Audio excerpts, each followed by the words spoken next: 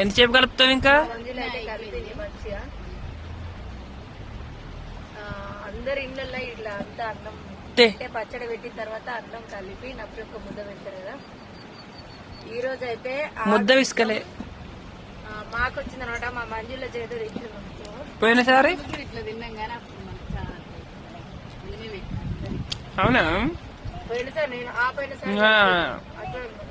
పోయినసారి full video తీసినాం.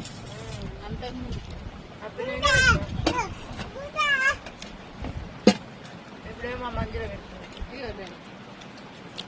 ఎట్లా ఉంది చెప్పాలి, నువ్వు చెప్పు. తిని ఆయన భాష ఎట్లుంది?